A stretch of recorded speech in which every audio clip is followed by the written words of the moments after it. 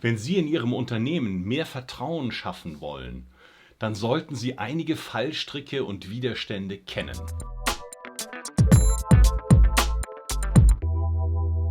Hallo Frank, schön, dass wir heute wieder uns austauschen können. Wir sind zwar räumlich weit entfernt, du in Venedig, ich in Hamburg, und dennoch sind wir so nah hier im Internet.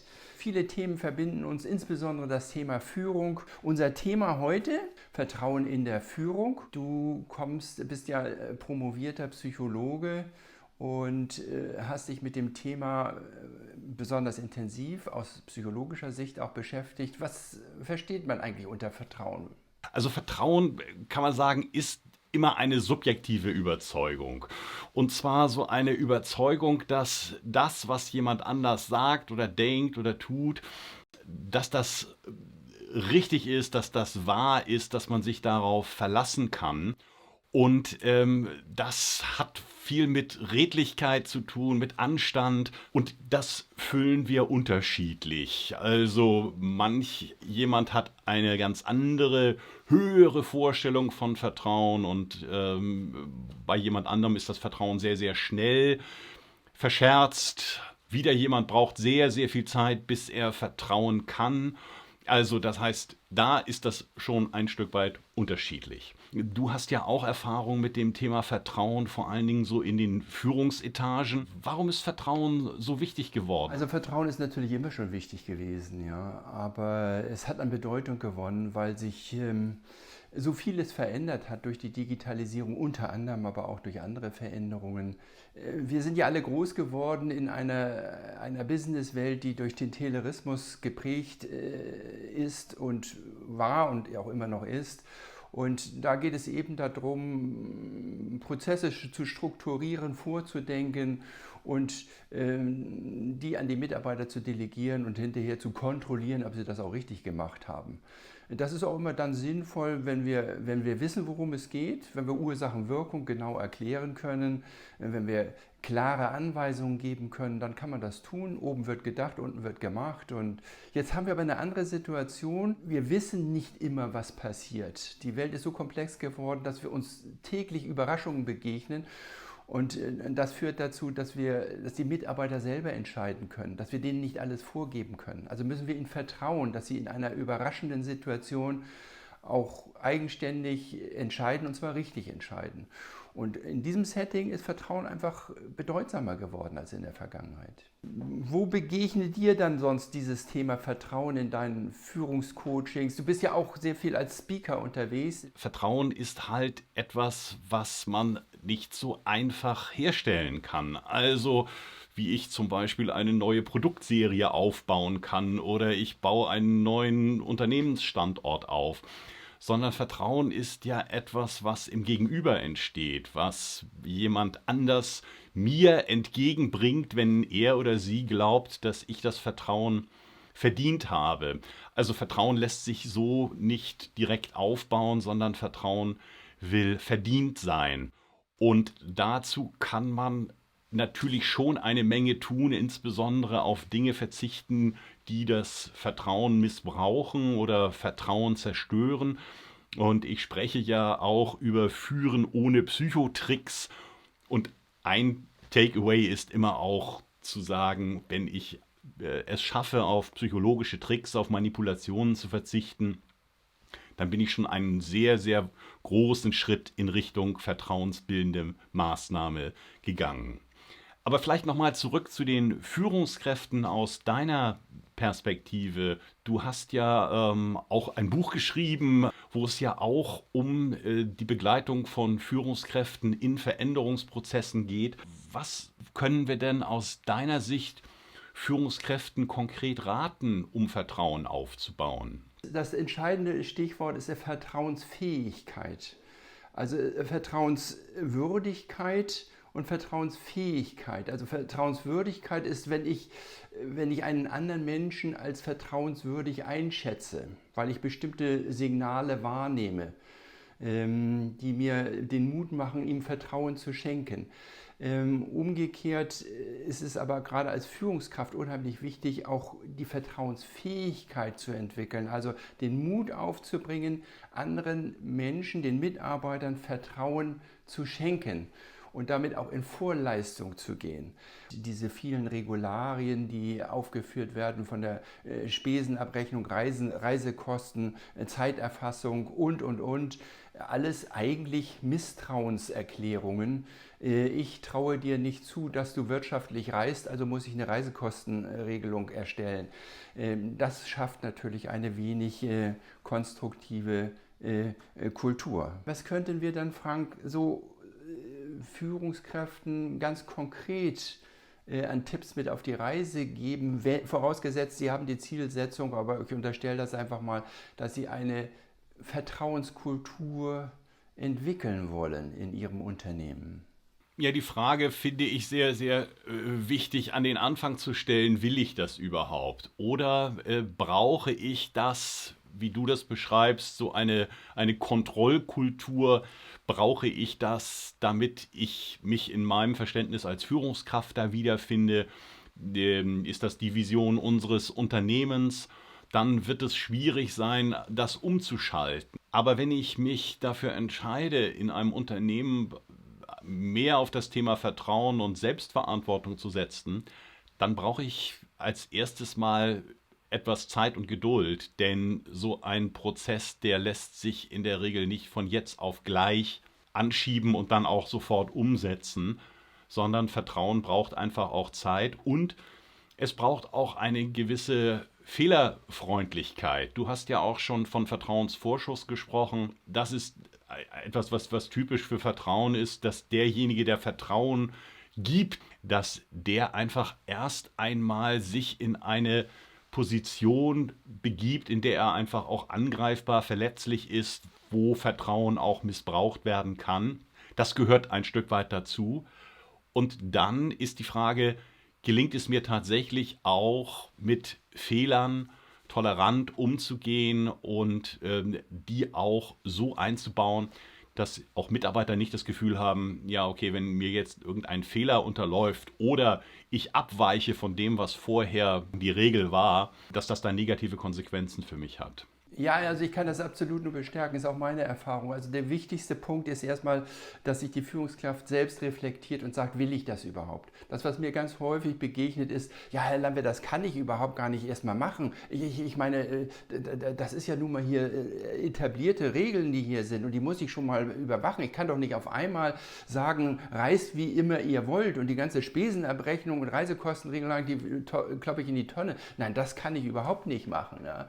Also wirklich auch, dass sich die Führungskräfte reflektieren und sagen, will ich das dann jetzt überhaupt? Und bringe ich auch den Mut dafür auf und welche Risiken sind damit verbunden? Und was ich auch immer noch ganz wichtig finde als ersten konkreten Schritt für die Führungskräfte, dass sie mal reflektieren, wie sieht es eigentlich mit meiner Vertrauensfähigkeit aus? Bin ich überhaupt in der Lage, Vertrauensvorschuss zu geben. Das ist so meine Erfahrung in den Coachings. Wenn man darüber nachdenkt und wenn man wirklich mal überlegt, in welchen Situationen habe ich überhaupt Vertrauensvorschuss schon gegeben oder bin bereit, dies zu tun, dann gibt das eine ganze Menge Aha-Effekte auch. Das Problem ist ja oftmals auch, dass Vertrauen schwer zu messen ist. Ja? Also ich kann sehr gut messen, ob jemand sich an eine vorgegebene Reisekostenabrechnung, um mal in deinem Beispiel zu bleiben, hält. Das vermittelt ja auch Sicherheit, ja, in beide Richtungen. Das aufzugeben für ein, sagen wir mal, höheres Ziel ist wahrscheinlich nicht so einfach. Wie sind da deine Erfahrungen, wo sind da die größten Widerstände und vor allen Dingen, wie gelingt es, die dann auch zu überwinden? Das Entscheidende, um diese Widerstände zu überwinden, ist das Thema Mut. Ja, also ist es völlig klar, man muss einen Vertrauensvorschuss geben und es sind Risiken damit verbunden.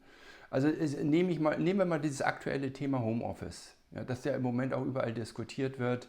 Und steht ja immer die Vermutung im Raum, aus Sicht der Führungskräfte, in Wirklichkeit arbeiten die ja gar nicht richtig. Die machen sich das einfach ein bisschen nett, die gehen in den Garten raus und mähen den Rasen und spielen mit den Kindern und ab und zu bewegen sie auch mal die Maus am PC, damit der Eindruck entsteht, dass was passiert. Das sind eben Misstrauensbekundungen, die einfach nicht förderlich sind. Und die Praxis hat ja gezeigt, dass es weiterhin funktioniert und dass die Mitarbeiter auch arbeiten, manchmal mehr, als sie es sonst getan hätten. Natürlich gibt es auch immer wieder Mitarbeiter, die das missbrauchen. Ich glaube, das liegt ein bisschen in der Natur der Sache, aber im Großen und Ganzen sind die Vorteile des Homeoffice ja jedem jetzt bewusst geworden, welche Flexibilität dies ermöglicht, wie viele Reisekosten gespart werden, wie viel Reiseaufwand und Reisezeit gespart wird. Also wenn man das Big Picture einmal sieht, dann hat es ja nur Vorteile. Sich dessen bewusst zu sein, ist, glaube ich, auch ein erster Schritt zu sagen, okay, ich bekomme auf der anderen Seite selbstverständlich nicht das Paradies ohne irgendwelche Fallstricke, ohne irgendwelche Negativaspekte und ohne die Gefahr, dass irgendetwas auch schief läuft. Aber jetzt mal unter uns gesprochen, das ist ja auch schon vorher in den Unternehmen so gewesen. Also es gab ja Mitarbeiter in Unternehmen schon immer, die irgendwie Dienst nach Vorschrift gemacht haben, geguckt haben, wie sie klarkommen, vielleicht auch Vorschriften missachtet haben. Das war ja vorher auch schon da. Und ein gesundes Unternehmen kann damit auch leben. Und ich stimme dir dazu, der Bereich Homeoffice lässt einfach auch viel neue Freiräume, aber setzt eben auch sowas wie die Bereitschaft oder den Wunsch, den Willen zur eigenen Verantwortlichkeit, zur Selbstverantwortung voraus. Wenn man einem Mitarbeiter eben Vertrauen schenkt und davon ausgeht, dass er das Homeoffice nicht ausnutzen wird zu seinem persönlichen Vorteil und er merkt, dass ihm dieses Vertrauen entgegenschenkt, dann bringt er auf einmal noch mehr Leistung und fühlt sich wertgeschätzt und es funktioniert einfach immer besser und es gibt eine positive Spirale. Der umgekehrte Effekt, den gibt es natürlich auch, gar keine Frage. Das braucht manchmal einen längeren Zeitraum, bis so ein Prozess dann wirklich auch auf die Spur kommt. Und es kann auch durchaus sein, dass manche Mitarbeiter da nicht mitgehen wollen oder nicht mitgehen können. Oder man selber sich wieder von Mitarbeitern trennen muss, weil die einfach für eine solche Vertrauenskultur so nicht geschaffen sind. Die möchten gerne kontrolliert werden, die möchten selber gerne kontrollieren, die möchten sich in engen Grenzen bewegen und dort einfach Sicherheit finden. Und deshalb kann das durchaus sein, dass das auch bedeutet, ein neues Team langsam aufzubauen. Du hast ja ein Buch geschrieben, das heißt Führen ohne Psychotricks. Und ich glaube, das spricht schon eins dieser Elemente wesentlich an. Du hast es vorhin auch kurz angerissen. Wenn sich Menschen ja, ausgetrickst fühlen, dann ist das mit Sicherheit keine Vertrauensbasis. Ja. Schilder das nochmal ein bisschen anders. Mitarbeiter, Führungskraft, wann schenkt ein Mitarbeiter einer Führungskraft Vertrauen? Ja, erstens denke ich, wenn er wahrnimmt, dass die Führungskraft kompetent ist, dass sie Ahnung hat von den Dingen. Ich glaube, das ist eine Grundvoraussetzung. Wer fachlich völlig daneben liegt und nicht mit einer gewissen fachlichen Kompetenz auch überzeugt, der wird kein Vertrauen gewinnen. Das Zweite ist aber auch einfach die Charaktereigenschaften der Führungskraft. Ist sie ehrlich? Ist sie offen? Ist sie authentisch? Verwendet sie Psychotricks? Ja, das sind ganz wichtige vertrauensbildende Kriterien.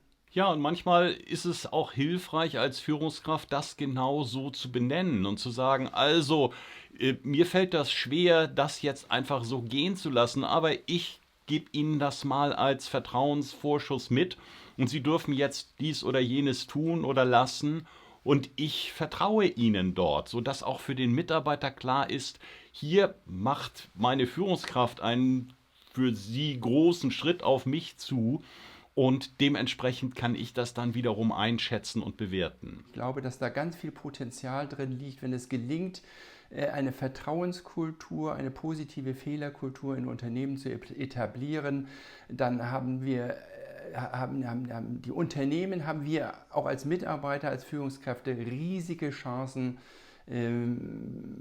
zufriedener zu arbeiten und wahrscheinlich auch effizienter. Ja, und letztendlich auch erfolgreicher gegenüber dem Wettbewerb. Also ich werde ja ganz oft als Psychologe dann ein bisschen belächelt nach dem Motto, sollen wir uns denn jetzt alle lieb haben und ist das so ein Kuschelkurs, den ich jetzt als Führungskraft fahren soll? Nein, es geht nicht darum, dass man sich irgendwie immer nur gegenseitig lieb hat, sondern es geht darum, auch wirtschaftlich erfolgreich zu sein. Nun muss man ja sagen, Vertrauen ist letztendlich die Basis ja für alles. Also das heißt, auch in einer Kundenbeziehung, in einer Geschäftsbeziehung, ohne Vertrauen würde ich dir nicht mal mehr ein Kaugummi abkaufen als Kunde, sondern ich brauche ja auch Vertrauen in dein Unternehmen. Und wenn ich dieses Vertrauen habe, dann bin ich nahezu bereit, alles mitzugehen und nahezu jedes Produkt von dir auch dann ungesehen einfach für mich zu nutzen, wenn ich das für mich als wertvoll erachte, weil ich einfach davon ausgehe, dass du da ein gutes Produkt liefern wirst. Das hat wieder viel Freude gemacht, viel Inspiration gegeben, sich mit dir auszutauschen. Ich glaube, wir haben da gute Ergänzungen gefunden, auch miteinander. Und ja, es wird sicherlich ein anderes Forum geben, eine andere Plattform geben, in dem wir das nochmal verintensivieren können, in einer deiner Vorträge beispielsweise, die du hältst, oder vielleicht auch an anderer Stelle. Ja, Thomas, das gebe ich gerne zurück. Ich denke, auch wir sollten bei diesen Führungsthemen noch weiterbleiben und noch tiefer einsteigen, aber das machen wir beim nächsten Mal.